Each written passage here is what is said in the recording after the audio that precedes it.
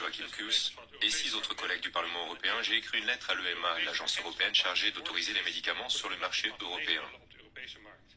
Et dans cette lettre, nous demandons des éclaircissements sur les nombreux problèmes qui entourent l'arrivée des vaccins. Ces problèmes sont si graves que nous avons demandé à l'EMA de retirer l'autorisation de mise sur le marché. Ce mois-ci, nous avons reçu une réponse de l'EMA à notre lettre et cette réponse contient des faits choquants.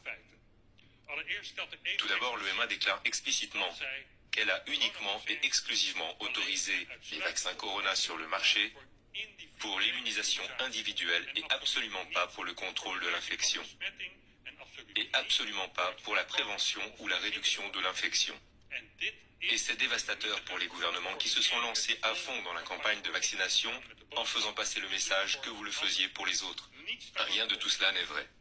Non seulement l'EMA n'a pas du tout autorisé les vaccins à prévenir les infections, l'EMA va même plus loin en déclarant dans sa réponse, et je cite, que les rapports d'évaluation de l'EMA sur l'autorisation des vaccins soulignent le manque de données sur la contagiosité.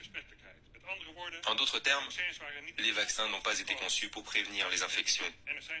Et il n'y a certainement pas de données permettant d'affirmer que les vaccins aident à lutter contre les infections. En fait, l'EMA affirme que l'exposition répétée au virus augmente le risque d'infection même chez les personnes vaccinées. Les campagnes gouvernementales massives visant à vous faire vacciner pour protéger vos parents, vos voisins, les membres les plus faibles de la société, n'étaient pas seulement non autorisées, elles étaient totalement absurdes et ne reposaient pas sur des faits. Mais malheureusement, il y a pire.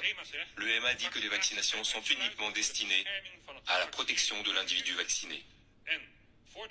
Et qu'avant de vacciner l'individu, le patient, et je cite à nouveau l'EMA, toutes les informations relatives à la sécurité doivent être soigneusement prises en compte avant d'administrer ou de recommander une vaccination. Vous ne pouviez donc être vacciné qu'après qu'un médecin ait déterminé qu'il était prudent de le faire dans votre cas. Et comme pratiquement aucune personne de moins de 60 ans ne risquait de complications graves à cause du coronavirus, à quelques exceptions près, personne, mais personne de moins de 60 ans n'aurait dû être vacciné. Donc les salles de sport remplies de vaccinateurs étaient totalement contraires à l'usage pour lequel les vaccins étaient autorisés par l'EMA.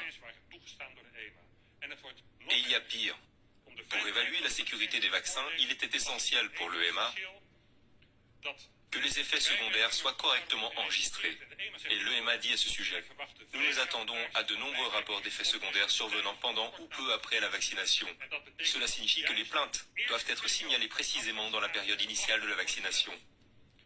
Le gouvernement a soutenu sa politique selon laquelle ces plaintes ne devaient précisément pas être signalées dans les 14 jours suivant la vaccination, car le vaccin avait besoin de 10 à 14 jours pour devenir efficace. Toutes les plaintes déposées au cours de cette période ont été précisément attribuées au coronavirus. Il ne s'agit pas seulement d'une fraude, mais d'une mise en danger délibérée de vie humaine. Et je vous rappelle que nous sommes toujours aux prises avec une surmortalité massive supposée inexpliquée. En bref, cette information de l'EMA est dévastatrice pour la politique de vaccination poursuivie par Rutte et De Jong.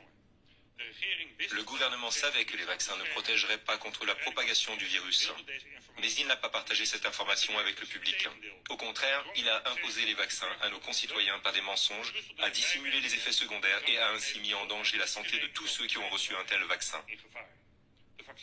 Les campagnes de vaccination doivent être arrêtées le plus rapidement possible, car elles ne sont tout simplement pas sûres et ne répondent pas aux exigences fixées par l'EMA.